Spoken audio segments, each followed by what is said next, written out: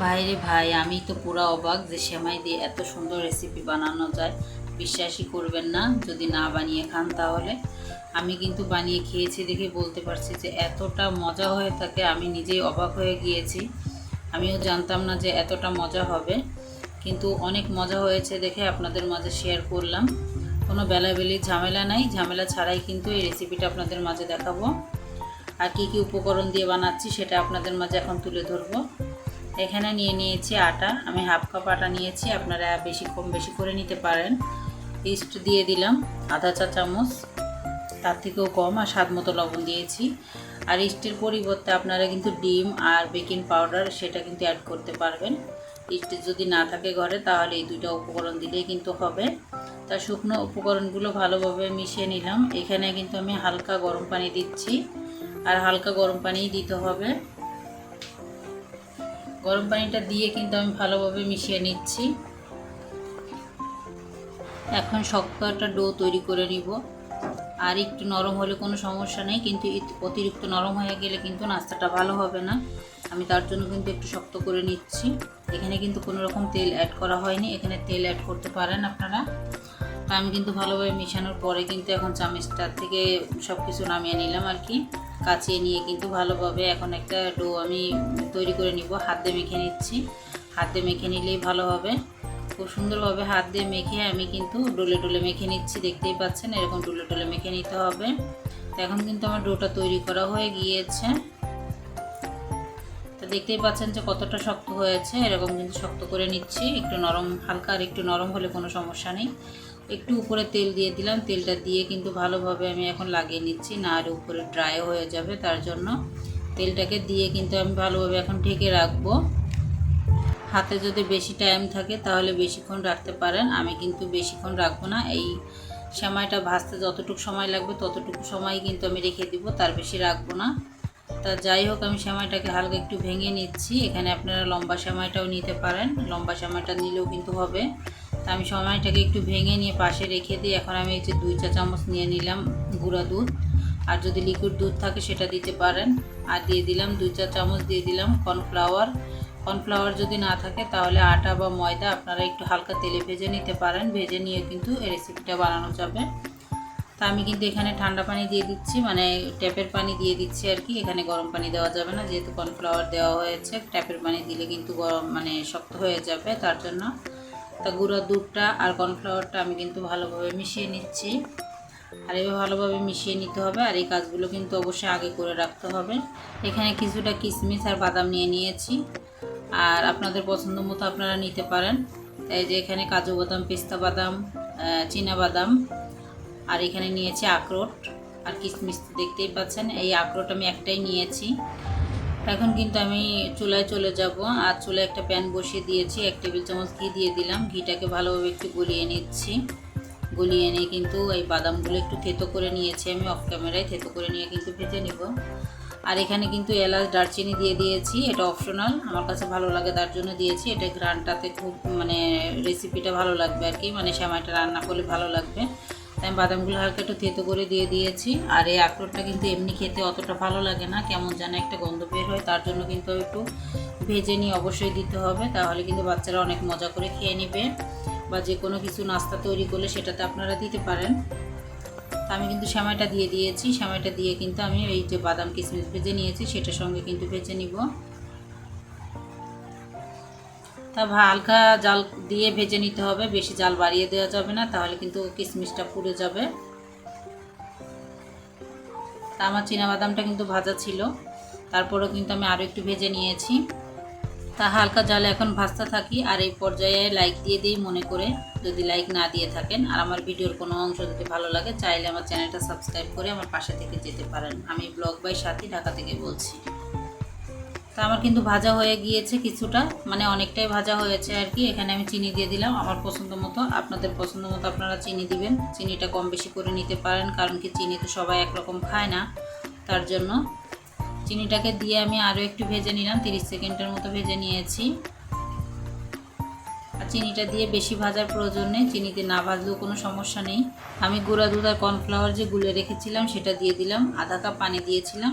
তা গুঁড়া দুধটা গুলানোর পরে কিন্তু আমি পুরো 1 কাপ করে দিয়েছি। 1 কাপ পানি আমি ফুল দিয়ে দিলাম এখানে, মানে দুধটা দিয়ে দিলাম। লিকুইড দুধ থাকলে সেটা দিয়েও কিন্তু করলে হবে, সেটা দিলেও ভালো লাগবে। তা আমার লিকুইড দুধ ডিপ ফ্রিজে ছিল, সেটা গলানো ছিল না দেখে আমি গুঁড়া দুধ দিয়ে করে নিয়েছি। গুঁড়া দুধের ফ্লেভারটা বেশি ভালো আসে। তো এখানে কিন্তু দেখতেই পাচ্ছেন যে একদম শুকনো শুকনো করে নিয়েছি। আর সামান্য একটু লবণ দিয়ে দিচ্ছি, একদমই অপশনাল। লবণটা দিলে আমার কাছে ভালো লাগে মিষ্টি জিনিসে, তার জন্য দিয়েছি। আপনাদের যদি ভালো না লাগে দেওয়ার কোনো প্রয়োজন নেই। তো এখন কিন্তু শুকিয়ে গিয়েছে অনেকটা, এখন কিন্তু নামিয়ে রাখবো আর প্যানের গরমে কিন্তু যাবে আর কি। আর এই যে এখন নিয়ে নিয়েছি আটা। ডোটা কিন্তু ফুলে গিয়েছিল, কিন্তু আমি অফ ক্যামেরায় মেখে নিয়েছি। মেখে নিয়ে কিন্তু এখন আপনাদের মাঝে আমি 4 ভাগ করে নিচ্ছি। আপনারা কম বেশি করে নিতে পারেন। 4 ভাগ করে নিলে কিন্তু একদমই পারফেক্ট হবে আর কি। আধা কাপের জন্য চারটাই কিন্তু লেসি ঠিক আছে। তারপরেও আপনারা আরও ছোট করে নিতে পারেন, কোনো সমস্যা নেই, এখানে কোনো বেলাবেলির ঝামেলা নেই। তা আমি কিন্তু একটু গোল গোল করে রেখে দিচ্ছি যাতে খুব সুন্দর হয় আর কি, নাস্তাটা গোল হয় তার জন্য। তা সবগুলো কিন্তু এইভাবে আমি করে নিব। আর এটা করতে কিন্তু কোনো ঝামেলা নাই, অল্প সময়ের ভিতরেই বানানো যায়। তো যেহেতু বেলাবেলি নাই তা তো আরও সমস্যা নাই, একদমই শর্টকাটে হয়ে যাবে। তা সবগুলো কিন্তু আমার গোল করা হয়ে গিয়েছে। তা আমি এখান থেকে কিন্তু একটা লিচি আমি নিয়ে নিব। তা দেখতেই পাচ্ছেন একটা লিচি আমি নিয়ে নিচ্ছি। আর এখানে একটু আমি তেল মেখে নিব। তেল না মেখে নিলে কিন্তু লেগে থাকবে, উঠবে না। তা আমি একটু অল্প করে, দেখতেই পাচ্ছেন একদম সামান্য কিন্তু তেল মেখে নিয়েছি।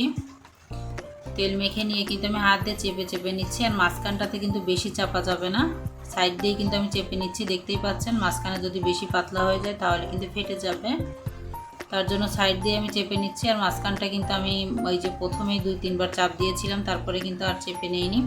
এই যে আমি সেমাইটা নিয়ে নিয়েছি। সেমাইটা দেখুন কতটা শক্ত হয়ে গিয়েছে, গরম হলে কিন্তু আরও নরম হয়ে যাবে। তা যাই হোক, এখানে ঠান্ডা হয়ে গিয়েছে দেখি শক্ত হয়ে গিয়েছে। আর ঠান্ডা করে নিলেই কিন্তু ভালো হবে সেমাইটা। তা খুব সুন্দরভাবে গোল করে নিয়ে কিন্তু আমি দিয়ে দিলাম এখানে। আপনারা কিন্তু চামচ দিয়েও দিতে পারেন। তা আমি গোল করে দিলাম যাতে সুন্দর হয়, নাস্তাটা গোল হয় তার জন্য, বেকাতারা যেন না হয় তার জন্য আর কি দিলাম এইভাবে।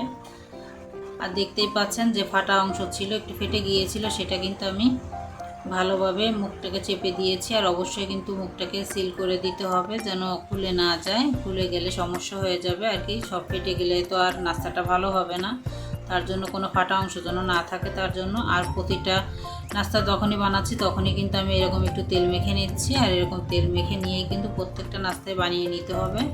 দেখতেই পাচ্ছেন বানাতে কিন্তু বেশি সময় লাগছে না, একদমই কিন্তু অল্প সময়ের ভিতরে বানানো হয়ে যাচ্ছে।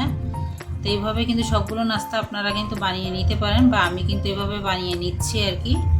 তা আবারও কিন্তু সেমাইটা নিয়ে নিয়েছি, নিয়ে গোল করে যে বসিয়ে দিলাম, বসিয়ে দিয়ে কিন্তু আবার আমি মুখটাকে সিল করে দিব। দেখতেই পাচ্ছেন একদমই কিন্তু সহজ নাস্তাটা বানানো, কিন্তু দেখলে মনে হয় যে অনেক কঠিন, যেহেতু আটা দিয়ে করা হচ্ছে, বেলাবেলি ঝামেলা আছে, তার জন্য কিন্তু আমি বলে দিয়েছি বা দেখিয়ে দিয়েছি খুব সহজভাবে, কোনোভাবেই কিন্তু বেলাবেলি ঝামেলা এখানে নাই। তা ভালোভাবে মুখটাকে সিল করে দিয়ে কিন্তু এই নাস্তাটাও আমার বানানো হয়ে গিয়েছে, দেখতেই পাচ্ছেন। আর একটা নাস্তা বানাতে কিন্তু বেশি সময় লাগছে না, অল্প সময়ের ভিতরে কিন্তু নাস্তাটা বানানো হয়ে যাচ্ছে। আমার ভিডিওর মাঝে বা আমার কথার মাঝে যদি কোনো ভুল হয়ে থাকে অবশ্যই ক্ষমা সুন্দর দৃষ্টিতে দেখবেন। বাইরের থেকে যদি কোনো নয়েজ আসে সেটার জন্য কিন্তু ক্ষমা সুন্দর দৃষ্টিতে দেখবেন। তো এখানে কিন্তু সবগুলো নাস্তা আমি একটু ঢেকে রাখলাম কিছুক্ষণের জন্য, হয়তো 5 মিনিটের মতো ঢেকে রেখেছিলাম। একটা প্যান বসিয়ে দিয়েছি, আর প্যানটার ভিতরে তেল দিয়ে দিয়েছি, একদমই অল্প তেল দিয়ে কিন্তু ভেজে নিচ্ছি। আপনারা কিন্তু এটা ডোবা তেলেও ভেজে নিতে পারেন। তা আমি অল্প তেলে ভেজে নিব, ডোবা তেল দিয়ে ভাজবো না আর কি। তা যাই হোক, এখানে কিন্তু অল্প তেলটা দিয়ে কিন্তু নাস্তাগুলো সব দিয়ে দিয়েছি। সব নাস্তাগুলো দিয়ে আমি কিন্তু উল্টিয়ে পাল্টিয়ে এখন ভেজে নিব। তো এখনও কিন্তু ভালোভাবে ওই সাইডটা হয়নি, তারপরে কিন্তু আমি উল্টিয়ে দিয়েছি। এভাবে উল্টে পাল্টে ভেজে নিব যাতে পুড়ে না যায় আর কি, তার জন্য। তো একটু ফাঁকা করে দিতে হবে, বা আমি কিন্তু ডোবা তেলে ভাজছি না, তার জন্য একটু ফাঁকা করে দিতে হবে, কারণ সাইডে কিন্তু এখনও কাঁচা রয়েছে, সাইডটাও কিন্তু আমার ভেজে নিতে হবে। তা সবগুলো কিন্তু আমি উল্টে পাল্টে একটু কালার নিয়ে চলে এসেছি। আর কালারটা এরকমই রাখবো, বেশি একটা কালার করব না, বেশি একটা কালার করলে ভালো নাও লাগতে পারে তার জন্য। তা ডুবা তেলে ভাজলে কিন্তু বেশি ভালো হবে, সব সাইডটা কিন্তু একসঙ্গে হয়ে যাবে খুব সুন্দরভাবে। এখানে কিন্তু ফুলে যাওয়ার কোনো সম্ভাবনা নেই, মুখটা কিন্তু খুব সুন্দরভাবে সিল করে দিয়েছি। ডুবা তেলে আপনারা ভেজে নিতে পারেন। তো একটু দাঁড়িয়ে দিলাম আর কি, শুয়ে থাকতে থাকতে এর মাজা ব্যথা হয়ে গিয়েছে, তার জন্য একটু দাঁড়া করাই দিলাম যাতে ভালোভাবে কিন্তু মানে এই পাশটাও ভাজা হয় ওই পাশটাও ভাজা হয়, তার জন্য মজা করলাম একটু আপনাদের সঙ্গে।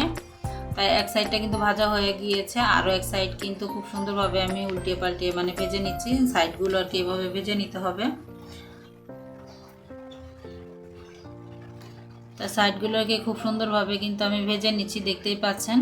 আর খুব সুন্দরভাবে কিন্তু সোজা হয়ে থাকছে, এভাবে কিন্তু অল্প সময়ের ভিতরে কিন্তু ভাজা হয়ে যাবে। ডুবা তেলে ভাজলে কিন্তু এই ঝামেলাটা পোহাতে হবে না।